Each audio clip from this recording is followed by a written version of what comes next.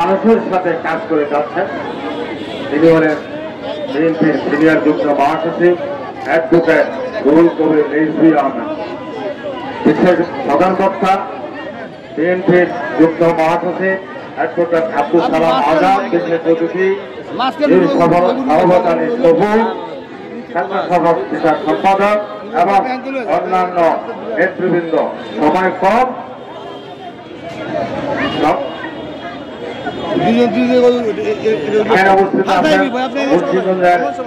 মানুষের নেতা ডাক্তার জাহিদুল কবির এবং অন্যান্য নেতৃবৃন্দ। আমাদের আজকের প্রধান বক্তা অন্য জায়গায় আরেকটা প্রোগ্রাম আছে, সেখানে করে যাবেন।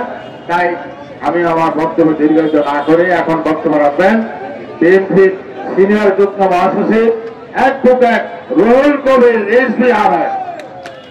আমরা চাই এই দেশটা ভালো মতো চলুন, একটা অবাধ সুষ্ঠু নির্বাচন হোক, এবং সেটা আর কত দেরি করবে, আর কত কথা শোনাবে। আপনারা কেন দেরি করছেন? যদি অন্তর্বর্তীকালীন সরকারকে বলি ওনারা চুপ করে দেন থাকেন, ওনারা উত্তর দেয় না। একসময় সংস্কারকে নির্বাচনের প্রতিদ্বন্দ্বী করে সামনে নিয়ে আসেন, এখন সেটাও বলেন, কিন্তু ওনারা কিছু বলেন না। যদি বলা হয় তারিখ দেওয়ার কথা, ওনারা বলেন যে কিছু বলেন, বাসের কথা সেটাও বলেন। তাহলে আপনারা কি চাচ্ছেন?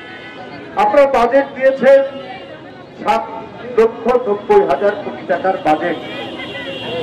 এই বাজেট শেখ হাসিনার সাথে পার্থক্য কি বলুন? শেখ হাসিনার সাথে পার্থক্য কি? শেখ হাসিনা খারাপ লোকরাই তো কালো টাকা উপার্জন করে, সেই কালো টাকা সাদা করার সুযোগ দিয়েছেন। এই সরকারও কালো টাকা সাদা করার সুযোগ দিচ্ছে। এটা তো অন্তর্বর্তীকালীন সরকার, এটা ডক্টর মোহাম্মদ ইউনূস সাহেবের সরকার। মানুষ জানে সব সরকার, এই সরকারের হাত দিয়ে কেন খারাপ কাজ হবে এটা মানুষ জানতে চায়। 7,90,000 কোটি টাকার বাজেট, এই বাজেটের 23% উপরে যাবে শুধুমাত্র মাথাভারী প্রশাসন তাদের বেতন খরচ মেটানোর জন্য, আর সুদের টাকা মেটাতে যাবেন 14%। তাহলে আপনি গরিবের জন্য সোশ্যাল নেট, সোশ্যাল সিকিউরিটি আপনি কি করে বৃদ্ধি করবেন? সব টাকা লাভের পুর তো পিঁপড়া খেয়ে যাচ্ছে। তাহলে জনগণের জন্য তাদের সোশ্যাল সেফটি নেট কিভাবে তৈরি করবেন? আপনি স্বাস্থ্য খাতে, শিক্ষা খাতে বরাদ্দ কম। আমার দরকার তো শিক্ষা খাতে, আমার দরকার তো স্বাস্থ্য খাতে। মানুষের ন্যূনতম স্বাস্থ্যের চাহিদা, মানে স্বাস্থ্য সেবা, এটা তো রাষ্ট্র মেটাবে। ডক্টর ইউনূস সাহেব পৃথিবীব্যাপী অনেক কথা বলেছেন, আজকে যখন তার হাতে ক্ষমতা, তিনি তো গরিব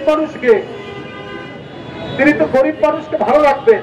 তিনি বলেছেন এক সময় যে আমি ক্ষুধাকে, দারিদ্রকে জাদুঘরে পাঠাবো, ডক্টর ইউনূস সাহেবের কথা।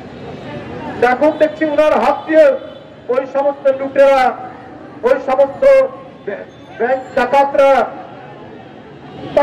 তারা তাদের কাছেই তো কালো টাকা। তারা যদি কালো টাকার আপনার সাদা করতে পারে, আর আপনার হেলথ সেক্টর, আপনার এডুকেশন সেক্টর, অন্যান্য সেক্টর যদি আপনার বঞ্চিত হয়, তাদের যদি বরাদ্দ না থাকে, সোশ্যাল সেফটি নেট যদি বরাদ্দ কম থাকে, তাহলে তো মানুষের কল্যাণের জন্য যে লড়াই আন্দোলন 15 বছর ধরে রয়েছে, সর্বশেষে ছাত্র জনতা তাদের আত্মহুতির মধ্যে দিয়ে শেখ হাসিনাকে পালিয়ে যেতে বাধ্য করেছে। আজকে তার পরিবর্তিতে প্রত্যেকটি গণতন্ত্রকামী রাজনৈতিক দল তারা ডক্টর ইউনূস সাহেবের অন্তর্বর্তীকালীন সরকারকে সমর্থন দিয়েছে যে আপনি দেশটা ভালো চালান। তার হাতের যে বাজেট, সেই বাজেট কেন আপনার গরিবকে আরো গরিব করা? আপনার যে মুদ্রাস্ফীতি, সেই মুদ্রাস্ফীতি কমানোর জন্য যে পদক্ষেপ, সেটা তো আমরা দেখতে পাচ্ছি।